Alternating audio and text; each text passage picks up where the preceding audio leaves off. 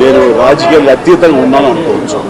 తర్వాత పిఠాపురానికి నేను వెళ్ళటం లేదని అది ముందుంచేది. ఇది మీడియాలో మీరు ఎందుకో స్పెక్యులేట్ చేశారు, అది మీరు పెంచి పోషించారు దానికి సమాధానం చెప్పాల్సిన అవసరం నాకు లేదు. నేను వెళ్ళటలేదు. బాబు మా కళ్యాణ్ బాబు దాన్ని రమ్మని ఎప్పుడూ కోరుకోలేదు. నా కంఫర్ట్ వదిలేస్తాడు. అండ్ తను బాగుండాలి, తన జీవితంలో అనుకున్నది కోరి సాధించాలన్న అభిలషిస్తాను. నేను నాకు ఆశీస్సులు అందజేస్తాను. దానికి నేను తనతో పాటు నేను ఉన్నాను అని చెప్పేందుకు మొన్న ఒక వీడియో బయట ఇచ్చాను. అండ్ ఖచ్చితంగా మా తమ్ముడు యొక్క అభివృద్ధిని, మా తమ్ముడు రాజకీయంగా ఎదగడానికి ఎప్పుడు మా కుటుంబ సభ్యులు మేము మనస్ఫూర్తిగా మనసావాచ కోరుకుంటాం. నేను రాజకీయాలకు అతీతంగా ఉన్నాను అనుకోవచ్చు. తర్వాత పిఠాపురానికి నేను వెళ్ళటం లేదని అది ముందుంచేది. ఇది మీడియాలో మీరు ఎందుకో స్పెక్యులేట్ చేశారు, అది మీరు పెంచి పోషించారు దానికి సమాధానం చెప్పాల్సిన అవసరం నాకు లేదు. నేను వెళ్ళటలేదు. బాబు మా కళ్యాణ్ బాబు దాన్ని రమ్మని ఎప్పుడూ కోరుకోలేదు. నా కంఫర్ట్ వదిలేస్తాడు. అండ్ తను బాగుండాలి, తన జీవితంలో అనుకున్నది కోరి సాధించాలన్న అభిలషిస్తాను. నేను నాకు ఆశీస్సులు అందజేస్తాను. దానికి నేను తనతో పాటు నేను ఉన్నాను అని చెప్పేందుకు మొన్న ఒక వీడియో బయట ఇచ్చాను. అండ్ ఖచ్చితంగా మా తమ్ముడు యొక్క అభివృద్ధిని, మా తమ్ముడు రాజకీయంగా ఎదగడానికి ఎప్పుడు మా కుటుంబ సభ్యులు మేము మనస్ఫూర్తిగా మనసావాచ కోరుకుంటాం. నేను అడుగుతా ఉన్నా, ఇంతకీ బాబు దత్తపుత్రుడు మోడీ గారు కలిసి ఆడుతా ఉన్న ఈ 2024 డ్రామాలో రాష్ట్ర ప్రజలకు వీరి హామీ ఏమిటి అని అడుగుతా ఉన్నాను. ప్రత్యేక హోదా ఇస్తామని జట్టు కట్టారా అని అడుగుతా ఉన్నాను. పోనీ స్టీల్ ప్లాంట్ ప్రైవేట్ పరం చేయము అని జట్టు కట్టారా అని అడుగుతా ఉన్నాను. అందరూ ఆలోచించండి. అందరూ ఆలోచన చేయమని అడుగుతా ఉన్నా. ప్రతి అన్నను ఆలోచన చేయమని అడుగుతా ఉన్నాను. ప్రతి అక్కను ఆలోచన చేయమని అడుగుతా ఉన్నా. మీ జగన్ ఆమోదం లేదు కాబట్టి స్టీల్ ప్లాంట్ ప్రైవేటీకరణ ఇంతవరకు కేంద్రం వెనకడుగు వేసింది. అందరూ ఆలోచన చేయమని అడుగుతా ఉన్నా. 5 సంవత్సరాలుగా స్టీల్ ప్లాంట్ ప్రైవేటీకరణ జరగలేదు అనంటే దానికి కారణం, దానికి జగన్ అనే ముఖ్యమంత్రి ఒప్పుకోలేదు కాబట్టి అది జరగలేదు అన్నది ప్రతి ఒక్కరూ కూడా ఆలోచన చేయమని కోరుతా ఉన్నా. ఈ ఎన్నికల్లో కూడా స్టీల్ ప్లాంట్ అమ్మకం ఆపేలా ఆ బాబు, ఆ దత్తపుత్రుడు, ఆ బీజేపీల కూటమిని ఓడించి నా తమ్ముడు అమర్కు ఓటు వేసి మొత్తం దేశానికి ఒక గట్టి మెసేజ్ ఇక్కడి నుంచి పంపించండి అని కోరుతా ఉన్నా. గాజువాకలో మీరు పొరపాటున టీడీపీకి ఓటు వేయటము అని అంటే దాని అర్థం ప్రైవేటైజేషన్ చేస్తానంటున్న ఎన్డీఏకు ఓటు వేయడం అంటే స్టీల్ ప్లాంట్ అమ్మకానికి మీరే ఆమోదం తెలిపినట్టు అవుతుంది అన్నది ప్రతి ఒక్కరూ కూడా గుర్తుపెట్టుకోమని కోరుతా ఉన్నా. గాజువాకలో పొరపాటున టీడీపీ గెలిచిందంటే, ఎన్డీఏ గెలిచిందంటే స్టీల్ ప్లాంట్ అమ్మకాన్ని ఎవ్వరూ కూడా ఆపడం సాధ్యం కాదు. ఎందుకనంటే వాళ్ళు దీన్నే ఎన్నికల రెఫరెండంగా తీసుకుంటారు. స్టీల్ ప్లాంట్ అమ్మకానికి ప్రజలందరూ మద్దతు తెలిపారు కాబట్టి తెలుగుదేశం పార్టీ అభ్యర్థి, ఎన్డీఏ అభ్యర్థి గెలిచాడు అని చెప్పుకుంటారు. ప్రతి ఒక్కరూ కూడా ఆలోచన చేసుకోమని చెప్తా ఉన్నా. ప్రతి ఒక్కరూ కూడా గుర్తుపెట్టుకోమని చెప్తా ఉన్నా ఈ అంశాన్ని. దాని తర్వాత జగన్ ఆపడానికి ఎంత ప్రయత్నం చేసినా కూడా వాళ్ళ నోట్లో నుంచి వచ్చే ఒక బాట, నీకెందుకయ్యా బాధ, వాళ్ళకు లేని బాధ నీకెందుకయ్యా బాధ, వాళ్ళు ఎన్డీఏకు ఓటు వేశారు అనంటే, తెలుగుదేశం పార్టీకి ఓటు వేశారు అనంటే దాని అర్థం వాళ్ళంతా స్టీల్ ప్లాంట్ అమ్మకానికి వాళ్ళంతా కూడా గ్రీన్ సిగ్నల్ ఇచ్చినట్టే కదయ్యా, నీకెందుకయ్యా బాధ అని చెప్పి ఆ తర్వాత వాళ్ళు జగన్ను కూడా అంటారు అన్న మాట ప్రతి ఒక్కరూ కూడా గుర్తుపెట్టుకోమని కోరుతా ఉన్నా. అలాగే రైల్వే జోన్కు భూములు మనం ఇచ్చినా కూడా కావాలని అవి తీసుకోకుండా లిటిగేషన్ పెడతా ఉన్నారు. రైల్వే జోన్కు అర్థం ఆర్థికంగా నిలబడగలిగిన జోన్ అని, కేవలం 2 బిల్డింగులు కట్టి మమ అనిపించడం వల్ల ఎవరికి ప్రయోజనం ఉండదు. ఇవాళ వీళ్ళు చేస్తూ ఉన్నది కూడా అలాంటి దొంగ ప్రేమే మన మీద చూపిస్తూ ఉన్నారన్నది ప్రతి ఒక్కరూ కూడా జ్ఞాపకంలో పెట్టుకోమని అడుగుతా ఉన్నా. రాష్ట్ర అవసరాలను తాకట్టు పెడుతూ అధికారంలోకి వచ్చాక అబద్ధాలు మోసాలు, అధికారంలోకి వచ్చేదాకా అబద్ధాలు మోసాలు, అధికారం దక్కితే చంద్రబాబు చేసే మాయలు మోసాలు ఎలా ఉంటాయో ఒక్కసారి మీ అందరికీ నేను చూపిస్తాను. ఒక్కసారి చూడమని కోరుతా ఉన్నా.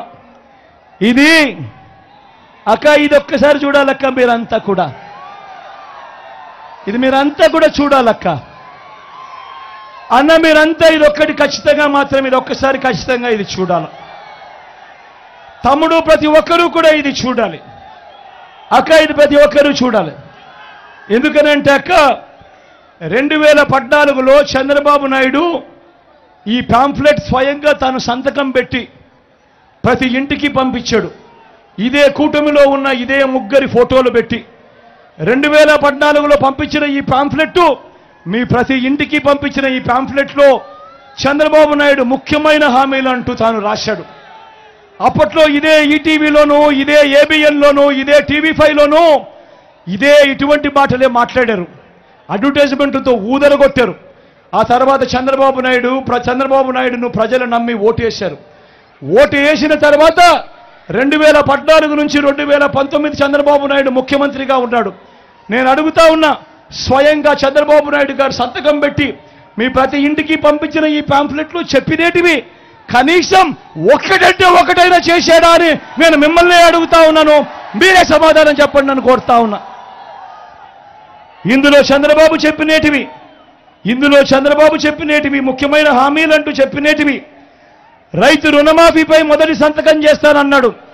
ఇదే పెద్ద మనిషి చంద్రబాబు నాయుడు చెప్పిన మొదటి హామీ 87,612 కోట్ల రూపాయల వ్యవసాయ రుణాల మాఫీ జరిగిందా అని అడుగుతా ఉన్నాడు మీ బిడ్డ.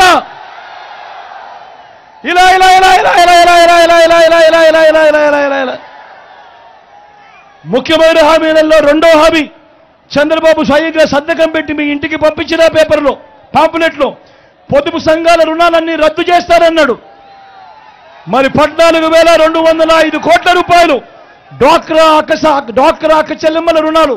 నేను అడుగుతా ఉన్నా, ఇందులో ఒక్క రూపాయి అయినా మాఫీ అయింది అని అడుగుతా ఉన్నాడు మీ బిడ్డ. ఇలా ఇలా ఇలా ఇలా ఇలా ఇలా ఇలా ఇలా ఇలా మూడో హామీ ఆడబిడ్డ పుడితే మహాలక్ష్మి పథకం కింద 25,000 రూపాయలు బ్యాంకుల్లో వేస్తామన్నారు. ఆడబిడ్డ పుడితే మహాలక్ష్మి పథకం కింద 25,000 రూపాయలు బ్యాంకుల్లో వేస్తామన్నారు. నేను అడుగుతా ఉన్నా, ఇక్కడ ఇన్ని వేల మంది ఉన్నారు, మీ ఏ ఒక్కరి బ్యాంకులో కూడా బ్యాంక్ అకౌంట్లలో ఒక్క రూపాయి అయినా వేశాడా అని అడుగుతా ఉన్నాను నేను. ఇలా ఇలా ఇలా ఇలా ఇలా ఇలా ఇలా నాలుగో హామీ ఇంటింటికి ఉద్యోగం ఇవ్వలేకపోతే నెల 2,000 రూపాయలు నిరుద్యోగ భృతి అన్నారు. ఇదే నాలుగో హామీ. నేను అడుగుతా ఉన్నా, 5 సంవత్సరాలు అంటే 60 నెలలు ఇంటూ నెలకు 2,000 అంటే 1,20,000 రూపాయలు. చెప్పండి, మీలో ఏ ఒక్కరికైనా ఇచ్చాడా అని అడుగుతా ఉన్నాడు మీ బిడ్డ. ఇలా ఇలా ఇలా ఇలా ఇలా ఇలా ఇలా ఇలా ఇలా అర్హులందరికీ 3 సెంట్ల స్థలం కట్టుకునేందుకు పక్కా ఇల్లు అన్నాడు. నేను అడుగుతా ఉన్నా, 3 సెంట్ల స్థలం కదా దేవుడు ఎరుగు, ఇక్కడ ఇన్ని వేల మంది ఉన్నారు, మీలో ఏ ఒక్కరికైనా 1 సెంటు స్థలమైనా ఇచ్చాడా చంద్రబాబు అని అడుగుతా ఉన్నాను. ఇలా ఇలా ఇలా ఇలా ఇలా ఇలా ఇలా ఇలా ఇలా ఇలా ఇలా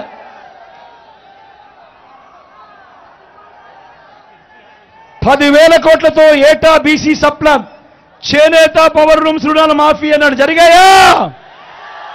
ఉమెన్ ప్రొటెక్షన్ ఫోర్స్ ఏర్పాటు చేస్తామన్నాడు. చేశాడా? సింగపూర్కు మించి అభివృద్ధి చేస్తామన్నాడు. చేశాడా?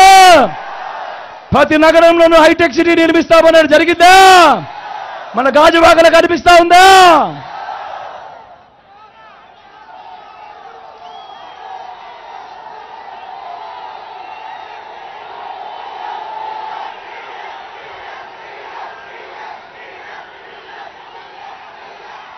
మరి ఆలోచన చేయమని అడుగుతా ఉన్నా. ఏకంగా చంద్రబాబు సంతకం పెట్టి ముగ్గురితో కూటమిగా ఏర్పడి 2014లో ఈ పాంఫ్లెట్ మీ ప్రతి ఇంటికి పంపించి ఇందులో చెప్పినేటివి ఈసారి మాత్రం గట్టిగా 2 చేతులు పైకెత్తాలబ్బా, ఇందులో కనీసం ఒక్కటైనా జరిగిందే అని అడుగుతా ఉన్నాడు మీ బిడ్డ. ఇలా ఇలా ఇలా ఇలా ఇలా ఇలా ఇలా ఇలా పోనీ ప్రత్యేక హోదా ఇచ్చాడా? దాన్ని అమ్మేశారు. నేను అడుగుతా ఉన్నా, మళ్ళీ ఇదే ముగ్గురు, మళ్ళీ ఇదే మేనిఫెస్టో డ్రామా, మళ్ళీ ఇదే ముగ్గురు, మళ్ళీ ఇదే మేనిఫెస్టో డ్రామా నమ్ముతారా అని అడుగుతా ఉన్నా మిమ్మల్ని అందరినీ కూడా. సూపర్ 6 అంటా ఉన్నారు, నమ్ముతారా? అక్క నమ్ముతారా? సూపర్ 7 అంటా ఉన్నారు, చెల్లెమ్మ నమ్ముతారా? ఇంటింటికి కేజీ బంగారం ఇస్తామంటున్నారు, నమ్ముతారా? అన్న నమ్ముతారా? తమ్ముడు నమ్ముతారా? అక్క నమ్ముతారా? ఇంటింటికి బెంజ్ కారు కొనిస్తామంటున్నారు, నమ్ముతారా? నమ్ముతారా?